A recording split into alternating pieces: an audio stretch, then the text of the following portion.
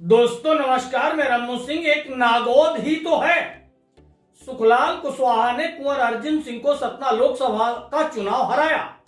उसके बाद फिर कोई सामान्य वर्ग का प्रत्याशी सतना से लोकसभा का चुनाव नहीं जीत पाया।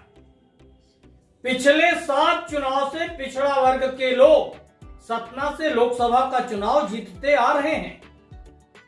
अमरपाटन में राजेंद्र कुमार सिंह को चुनाव हराने के लिए एक बहुत बड़ी प्लानिंग की गई। प्लानिंग किस स्तर पर की गई, यह आप अपनी सोच पर जाकर देखिए। जितनी दूर तक आपकी सोच जाएगी उतनी दूर तक जाकर आपको प्लानिंग समझ में आएगी, प्लानिंग मिलेगी।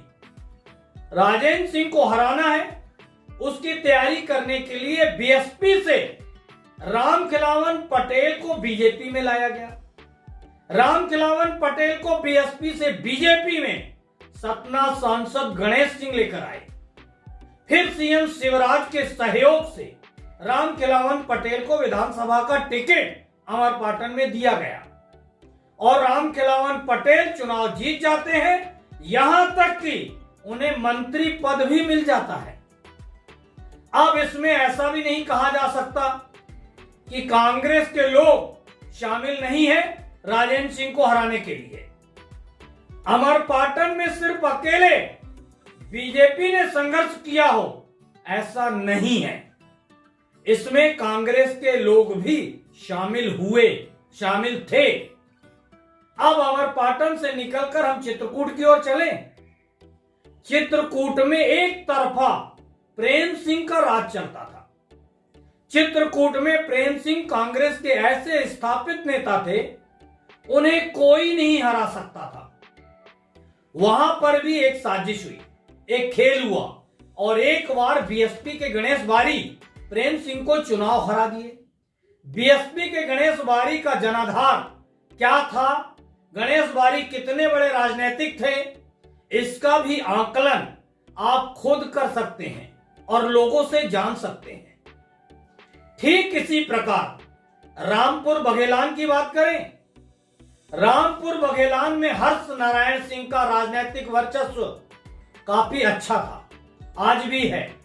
उस वर्चस्व को समाप्त करने के लिए राम लखन पटेल को नेता बनाया गया।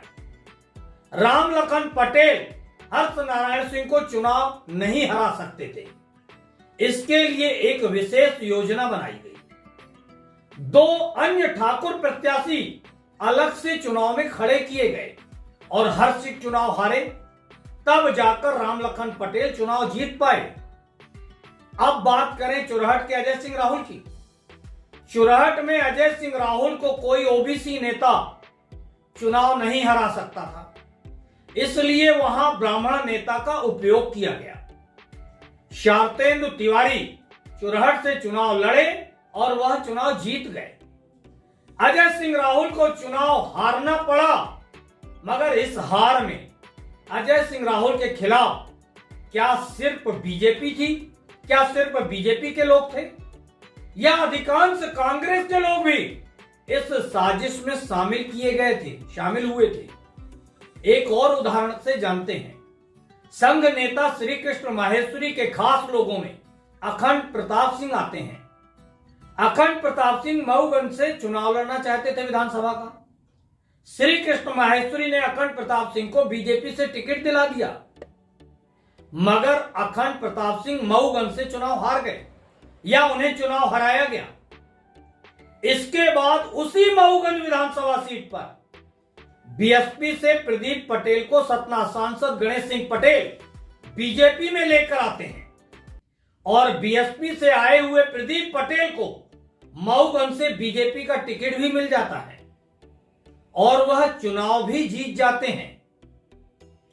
इससे आप एक एक योजना समझने का प्रयास करिए। सतना विधानसभा पर सामान्य वर्ग का कब्जा था। 3 बार से शंकर लाल तिवारी चुनाव जीत रहे थे। अचानक कांग्रेस के ओबीसी नेता डब्बू कुशवाहा पहली बार कांग्रेस के टिकट पर चुनाव लड़ते हैं और वह शंकर लाल तिवारी को चुनाव हरा देते हैं। इस हार और जीत में कितने बीजेपी के नेताओं ने डब्बू कुशवाहा का साथ दिया, यह बात भी किसी से छिपी हुई नहीं है। सभी जानते हैं, सभी को उम्मीद थी कि इस चुनाव में शंकर लाल तिवारी का टिकट अगर कट भी जाएगा तो किसी न किसी ब्राह्मण वर्ग के लोगों को ही बीजेपी से टिकट मिलेगा, मगर ऐसा नहीं हुआ। ओबीसी सांसद गणेश सिंह पटेल सतना विधानसभा से चुनाव लड़ रहे हैं।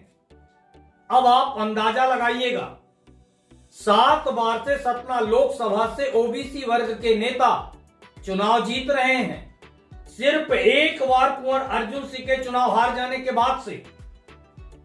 ठीक उसी प्रकार सतना विधानसभा से एक बार शंकर लाल तिवारी के चुनाव हार जाने के बाद क्या यह सीट भी हमेशा के लिए या कई बार के लिए ओबीसी के हिस्से में जा रही है? आखिर सामान्य वर्ग के लोगों की एक एक सीट ओबीसी के नेता कैसे छीनते जा रहे हैं, इस पर सभी को गंभीरता से विचार करना होगा। मुझे संघ से जुड़े हुए एक नेता ने बताया, बीजेपी का पूरा फोकस अधिक से अधिक ओबीसी नेताओं को स्थापित करने में लगा हुआ है। इस संघ नेता ने चैलेंज के साथ कहा कि बीजेपी का पूरा प्लान अधिक से अधिक ओबीसी नेताओं को इस ढंग से स्थापित करना है जिससे सामान्य वर्ग की सीटें कम होती चली जाएं। सच्चाई क्या है, इस बात पर आपको अपने आसपास देखना होगा, आकलन करना होगा, समझना होगा। अगर आप मेरी बातों से सहमत हैं तो कमेंट्स बॉक्स पर लिखकर बताएं। असहमत वाले बिना बोले भी कमेंट्स लिखने से कहां मानेंगे। बहुत बहुत धन्यवाद दोस्तों।